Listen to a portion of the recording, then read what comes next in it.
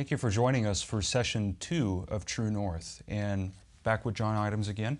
So John, one of the things that we concluded on the latter part of session 1 is that we were starting to go into how Canada has Christian roots as a nation. Would you say that we are still a Christian nation, and would you mind explaining why that is? Yeah, I overheard President Obama in a speech saying that we are no longer a Christian nation, and then he said, we're no longer just a Christian nation, we're a Muslim nation and a Sikh nation. And I don't think Obama ever read the Constitution, because in America, the Constitution was written by Christians. Same here in Canada, our Constitution was written by Christian men 150 years ago. Even John A. Macdonald, who was not, an overt Christian, agreed on the philosophy that the Christians around him espoused at that time. Mm-hmm. Now, even though we have a nation full of different faiths that, these folks come over from different nations as immigrants and they bring their faith with them, even knowing that fact, would you still consider Canada a Christian nation? Yeah, because we're founded on a Christian ideology. Our whole infrastructure, our government, is based on a Christian worldview. How do you know for certain that we are founded on a Christian ideology? Well, number one, the founding fathers were Christians, and matter of fact, maybe we'll put some slides on at the end of these sessions to let them see the actual quotes from the founding fathers. And then all the major universities that we take for granted, at the very beginning were Christian. McGill, Ryerson, McMaster, even the University of Toronto were founded by Christians, and so obviously, at the very beginning of our nation, it was the Christian ideology that set the foundations. Now, this Christian ideology that these men founded these universities on and founded our nation on, what exactly is that by definition? What is a Christian ideology? It's what Canadians inherited from Christendom over the years. If you look through history, Christendom took the Ten Commandments, the Golden Rule, incorporated it in their civilization. We've inherited that. Mm-hmm. And we threw the Ten Commandments out of our school system, right? But that doesn't mean we threw out the words, but we didn't throw out the substance. Our school system, all our systems are all based on Christian ideology. Should I repeat that somehow? No, that perfectly wraps it up and explains it on that bit. Now, if you want, you can explain a little bit more about this Christian ideology in the Founding Fathers, for instance. I think you were telling me one time that you say this quote, I think, from James Madison, who was an American Founding Father. He had a really good quote about how this nation, the governance of this nation is hinging upon the Christian roots and ideology. Well, Christians have a particular way of looking at the world and at people. Yes. We have God wants us to have respect for people. So all people are equal in the eyes of God. So as Christians, we have a unique view of the worth of individuals. We also have a unique view of their nature. People are not good by nature. We're sinners by nature. As a result, we produce a government where the different aspects of government watch over one another. Basically, in the Christian West, sinners watch over sinners, keeping them from sinning. That's the way our government works. Mm-hmm. We have agencies that overlook the medical profession to make sure that they stay on top of things. The legal profession, every aspect of our culture is controlled by other members of society overlooking the members. Yes. And that comes from a Christian ideology. Mm-hmm.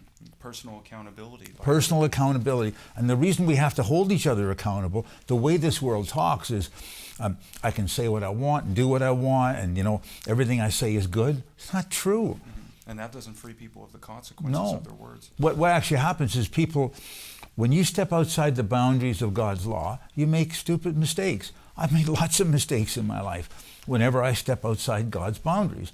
I expect my fellow Canadians to hold me accountable when we do that. And our system allows us to do that without thought police, without guns in the street, without inspectors checking your clothing.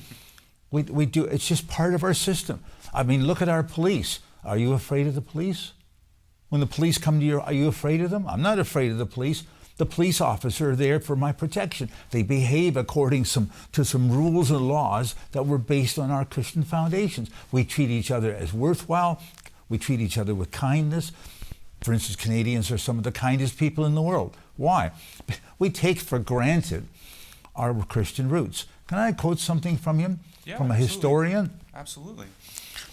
There's a historian by the name of Francis Schaeffer, who 2 years before he died in 1984, he said, "You forget that the freedoms which we have in the Christian West are absolutely unique in this world.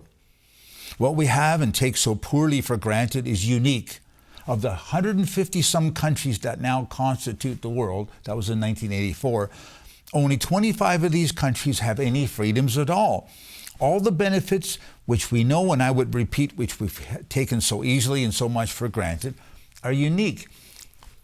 See, we haven't lived in some of those other countries, but the police can't be trusted. The government can't be trusted. Why do you think people leave those countries? It's because our system is based on a system of checks and balances, where sinners watch over sinners to make sure that they don't sin. Mm-hmm.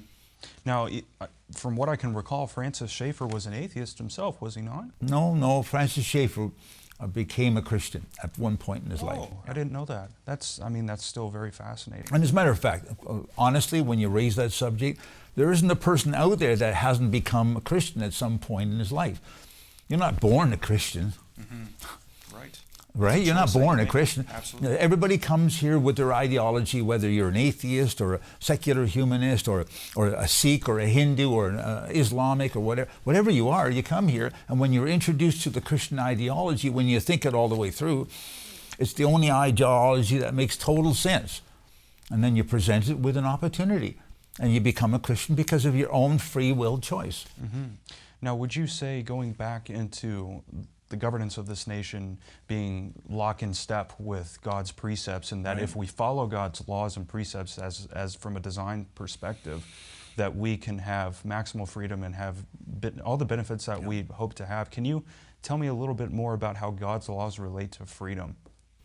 God's laws set the boundaries. There's no such thing as absolute freedom.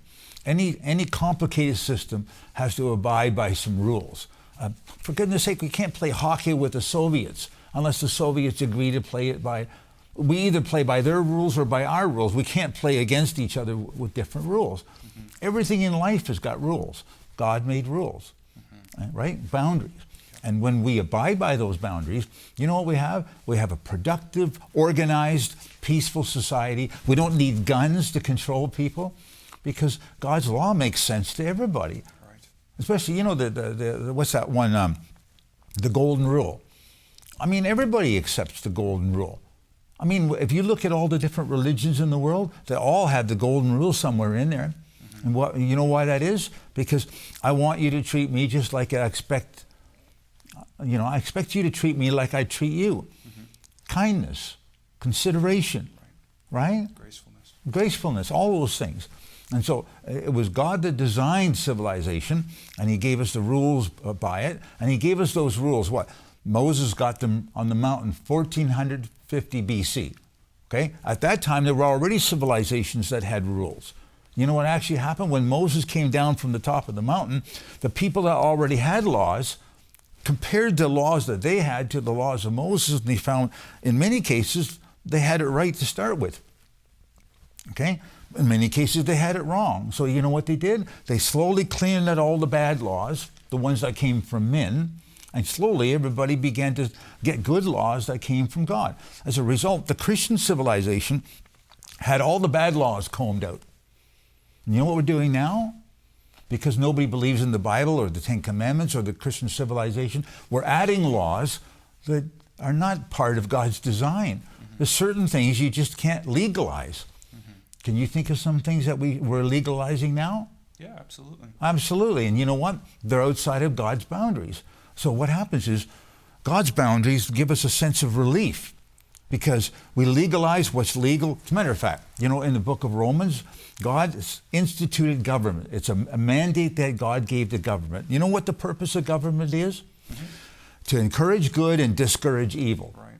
And so God says, if you're going to discourage evil, you have to know what evil is, right? Well, nowadays we have people that insist that there's no such thing as good and evil anymore. It's hogwash.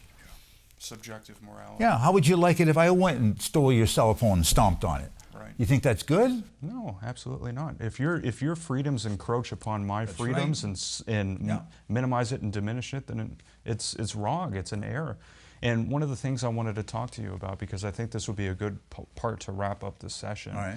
would be to take this a step further and apply God's laws to the micro and the macro in the material universe, and how His laws and His precepts and His design is the same way that it conducts itself in our government and in our civilization. Is the same can be applied. The same principles can be applied to the universe. So if you don't mind, I know you got lots to say about that. So in the next session, we're going to be talking about design in the physical universe. Okay. So stay tuned, and we'll see you on session 3. Thank you very much.